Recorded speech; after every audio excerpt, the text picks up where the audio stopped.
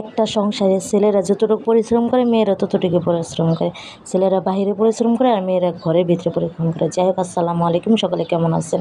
আমার ফ্রিজে একটা কাতল মাছের মাথা ছিল, ভাবলাম ওইটা দিয়ে কোনো কিছু রান্না করে, কোনো একটা রেসিপি রান্না করি। মাছগুলো ভেঙে গুঁড়ো করে নিলাম, ভেজে নিলাম। এদিকে আমি মুগ ডাল কড়াইতে বসিয়ে দিয়ে এখন কিছুক্ষণ একটু গরম করে নেব, লাল লাল হবে, তখন আমি এখানে গরম পানি দিয়ে দেবো, পানি দিয়ে সিদ্ধ করে নেব। আমি আগেই মুগ ডাল পরিষ্কার করে শুকিয়ে দিয়েছিলাম, তারপরে আমি এখন পানি ঢেলে দিয়েছি। দেখতে পাচ্ছেন আমার মুগ ডালটা প্রায় সিদ্ধ হয়ে গেছে, প্রায় না, সিদ্ধ হয়ে গেছে। এখন আমি এটা উঠিয়ে নেব।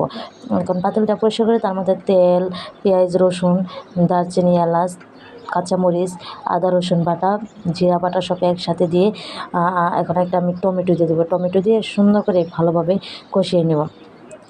কষিয়ে নেওয়ার পর দেখতে পাচ্ছেন এখানে আমি মরিচের ফাঁকি, হলুদের ফাঁকি, লবণ সব কিছু দিয়ে আমি সুন্দরভাবে কষিয়ে নেব। হালকা একটু পানি দিয়ে দিলাম। শুরুতে একটা কথা বলে রাখি, সবাই আমার ইউটিউব চ্যানেলটা সাবস্ক্রাইব করে রাখবেন আর ফেসবুক পেজটা ফলো দিয়ে রাখবেন। আমার মশলা কষানো হওয়ার পর আমি এখানে মুগ ডালটা দিয়ে দিলাম, সিদ্ধ করে রাখা মুগ ডাল দিয়ে দিলাম। কিছুক্ষণ কষানোর পর এখানে আমি মাছের মাথা ভেজে গুঁড়ো করে রাখছিলাম সেটা দিয়ে দিলাম।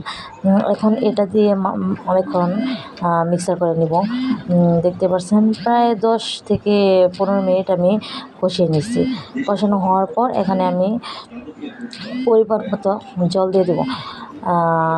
জল দেওয়ার পর এখন আমি প্রায় 10-15 মিনিট পর করে নেব, সিদ্ধ করে নেব। আমার ভিডিওটা ভালো